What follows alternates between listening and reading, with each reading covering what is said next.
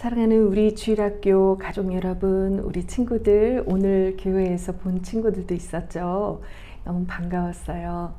우리 아직 얼굴 보지 못한 친구들도 더 보고 싶네요. 자, 그러면 오늘 하느님께서 주신 말씀을 읽도록 하겠습니다.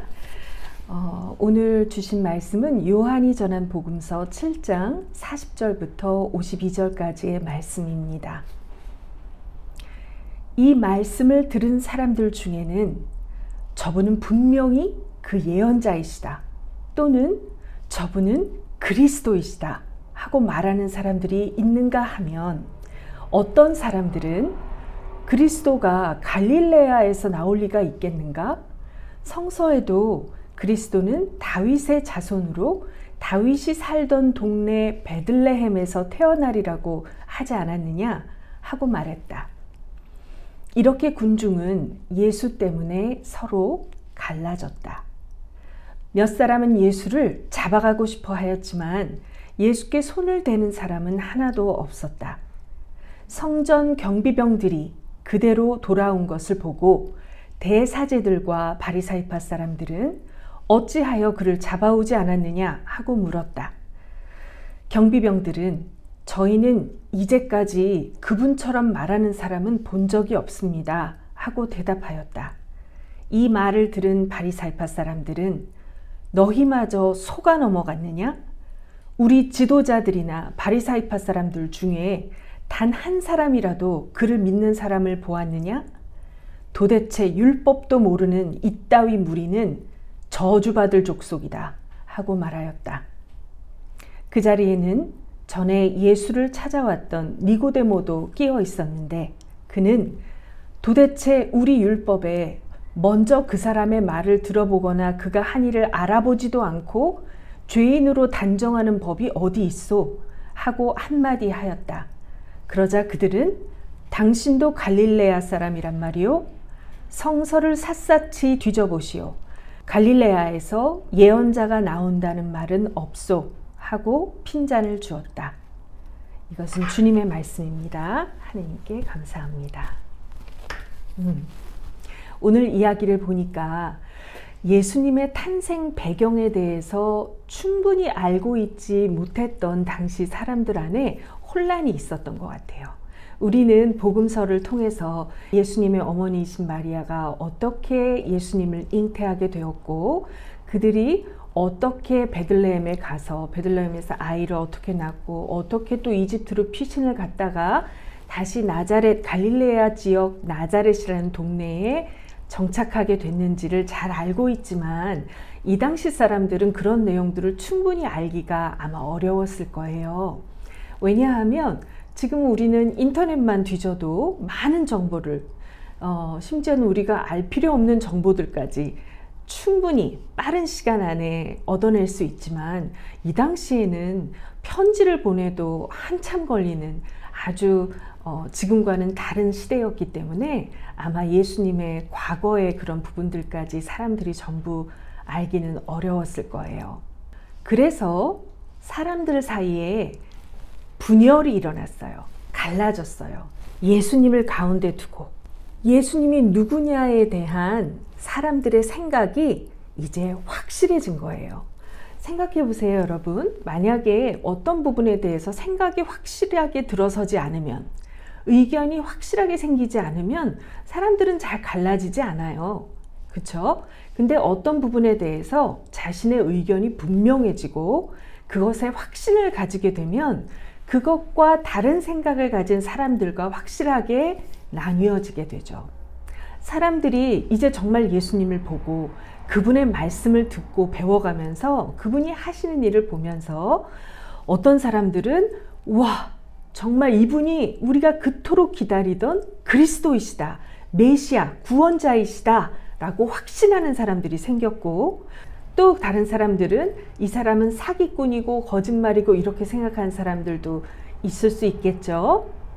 분명한 건 예수님을 그리스도라고 생각하고 확신하게 된 사람들과 예수가 그리스도가 아니라고 확신하는 사람들이 분명하게 생기고 갈라지게 되었다는 거예요. 그리고 예수님이 그리스도가 아니라고 생각하는 사람들 중에 예수님을 무조건 잡아서 없애고 싶어 하는 사람들이 있었죠. 그들 중에 많은 사람들이 바로 유대인들의 지도자들이었던 대사제들, 그리고 유대인들의 리더격이었던 바리사이파인들, 그들 중에도 예수님이 그리스도라는 것을 받아들이기 싫어하거나 어려워하는 사람들이 있었고, 불법을 통해서라도 예수님을 없애고 싶어하는 사람들이 있었던 것 같아요. 그 사람들이 성전을 지키는 유대인들, 유대교에 소속되어서 경비 역할을 하는 성전 경찰들이 있었어요. 그 사람들을 시켜서 그냥 자유롭게 설교하고 토론할 수 있는 그 성전에서 말씀을 전하고 있는 예수님을 그냥 잡아오도록, 구속하도록 시킨 거예요. 그런데 우리 읽은 바로 보면 알지만 이 성전 경비병들이, 경찰들이 예수님을 잡으려고 갔는데 예수님의 말씀을 듣다 보니까 한 번도 그 어떤 사람도, 거기에는 대사제들도 속하는 거죠. 그 어떤 사람도 하느님의 말씀을 이렇게 전하는 사람을 본 적이 없고, 그리고 신적인 위험을 느끼게 하는 사람이 없었기 때문에 그 자신들의 보스, 자신들에게 월급을 주는 자신들의 상관들이 명령을 했는데도 불구하고 예수님을 잡아오질 못했어요. 예수님이 더 두려웠던 거죠, 이 사람들에게는. 그래서 그냥 돌아온 것을 보고 바리사이파인이 나서서 우리 지도자들, 다시 얘기하면 대사제들을 얘기하는 거죠. 우리 룰러, 지도자들도 그렇고 우리 바리사이파 사람들도 그렇고 우리 중에 아무도 그 예수를 인정하는 사람이 없는데, 사실이 아니죠. 그렇지 않은 사람들도 있었을 거예요. 니고데모처럼. 그런 사람이 없는데 너네 뭐냐? 너네도 속아 넘어갔냐? 이렇게 얘기를 했어요. 그때 니고데모는 영적으로 깨어있는 사람이었죠. 그래서 전에 정말 심사숙고하며 예수님을 찾아가 대화를 나눠본 그런 분이에요. 니고데모가 핵심을 찔러서 얘기하는데요. 헬라어 성서로 보면 이 이야기를 보도하는 그 요한복음을 쓴 저자가 바로 이 니고데모가 한 말에 우리가 주목하도록 만들어 놓고 있어요. 니고데모가 뭐라고 말을 했냐면, 우리 율법이 어떤 사람이 뭔가를 잘못했을 때 먼저 그 사람의 얘기를 들어보고 그 사람의 한 일을 잘 따져가지고 그렇게 하기 전에 심판하는 걸 안 하지 않냐, 우리 율법에 어긋나는 거 아니냐, 이렇게 하는 거는 지금 너희들이 범법을 행하고 있는 거 아니냐, 이렇게 팍 전곡을 찌르는 말을 했어요. 바로 이 대사제들과 이 바리사이파인들이 자신이 스스로 율법을 어기는 모습을 보여준 거죠. 이 니고데모가 정말 멋진 분이에요. 오늘날 우리 많은 사람들이 배워야 할 모습을 가진 분인 것 같아요. 다 예스라고 말할 때 혼자 진리와 진실에 서서 no라고 언급을 떼는 것조차 정말 힘든 일이거든요.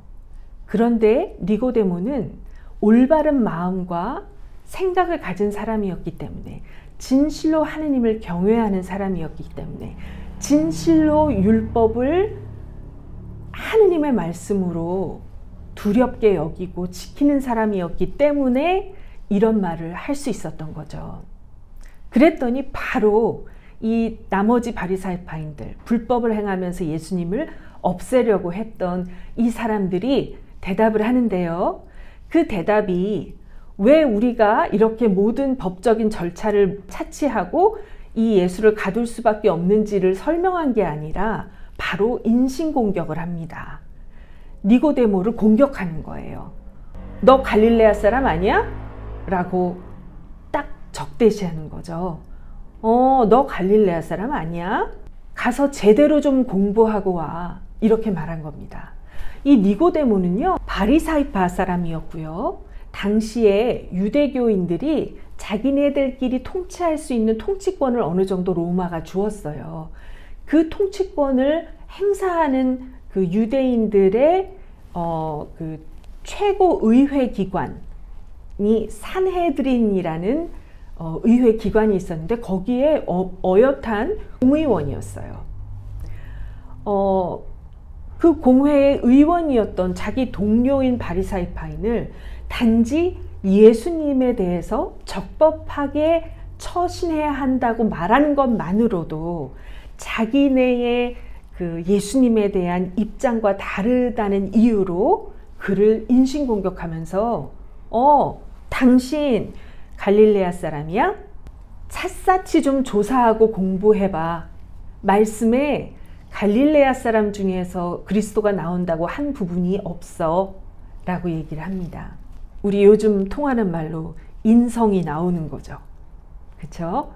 자기가 잘못한 걸 찔림을 받았을 때 그것에 대해서 양심의 가책을 느낀다든지 조금의 당황함이라도 보인다든지 하는 것이 아니라 바로 자신의 동료고 자신과 똑같이 마땅히 존중을 받아야 할 어떤 다른 상대방을 공격하는 이런 모습을 보여줘요.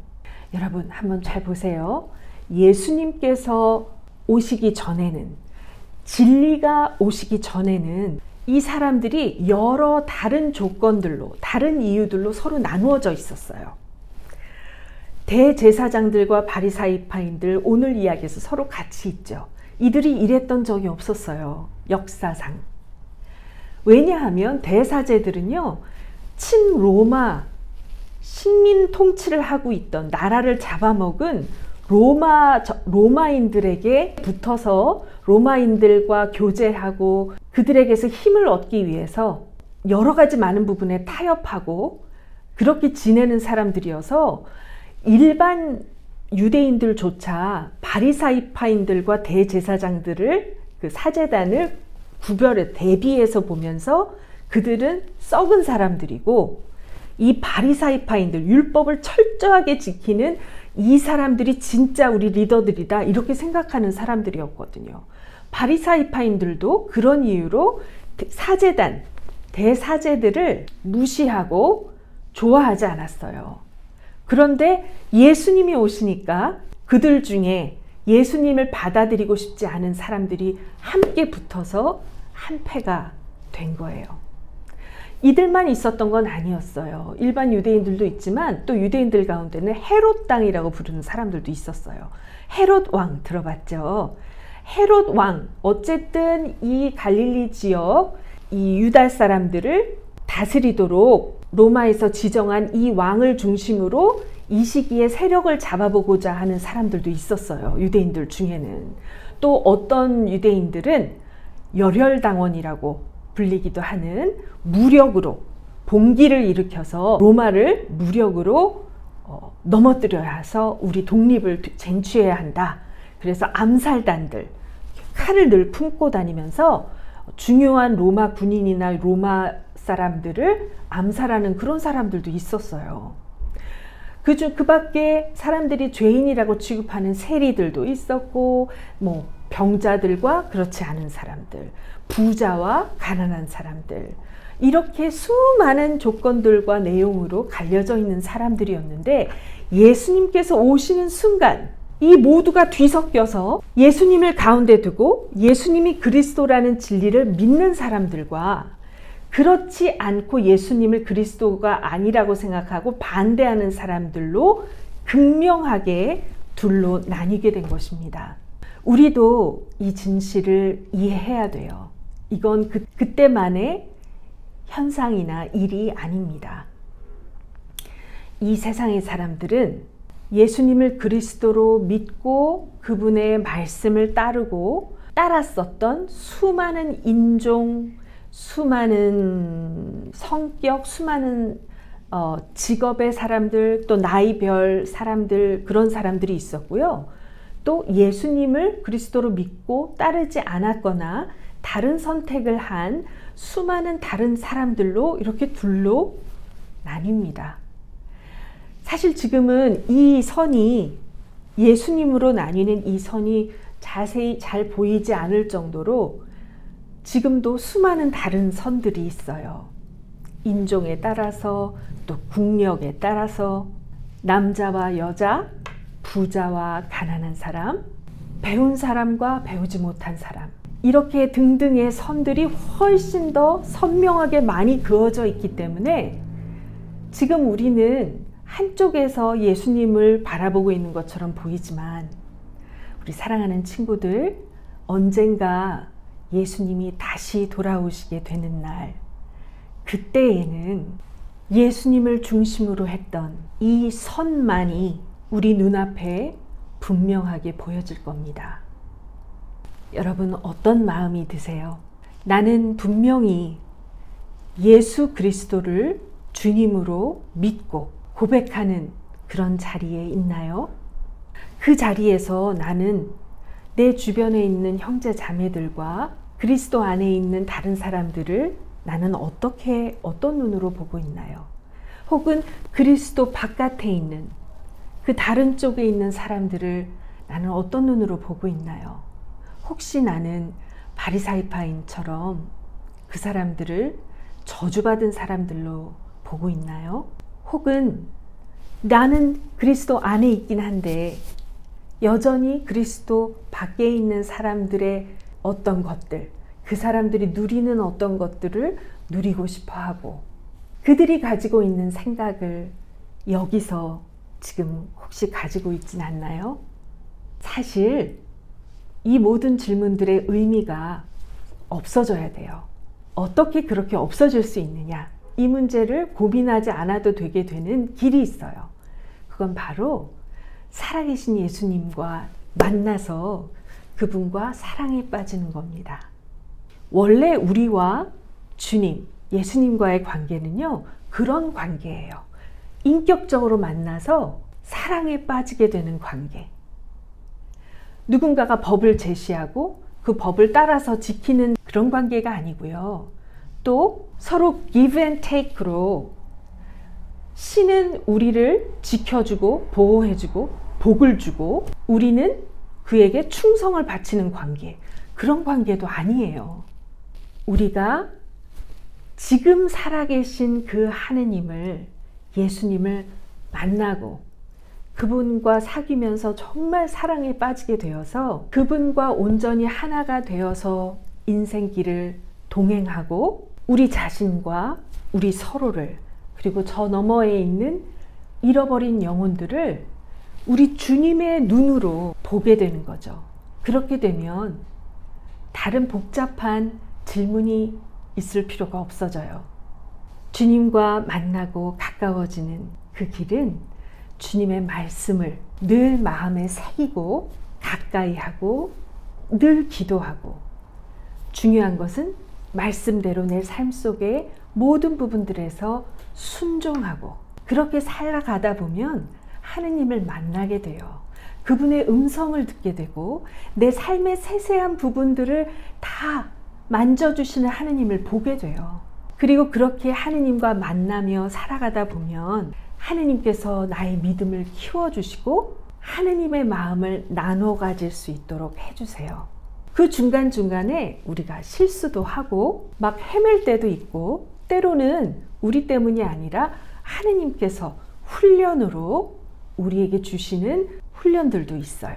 그렇지만 그 모든 걸 통해서 하느님을 더 깊이 알아가게 되고요. 그분을 더 진정하게 믿게 되고 그분과 닮아져 가게 돼요. 우리 모든 주일학교 가족들, 우리 사랑하는 친구들 모두가 그런 축복된 삶을 누리게 되기를, 비록 세상이 뚜렷하게 보여주지 않지만 진리 안에서 그 진리로 나뉘어져 있는 이 세상을 올바른 마음으로, 올바른 눈으로 바라보면서 주님이 오시는 그날까지 잘 살아가시는 그런 복된 우리 가족들이 되시기를 주님의 이름으로 축원합니다. 성부와 성자와 성령의 이름으로 말씀드렸습니다. 아멘.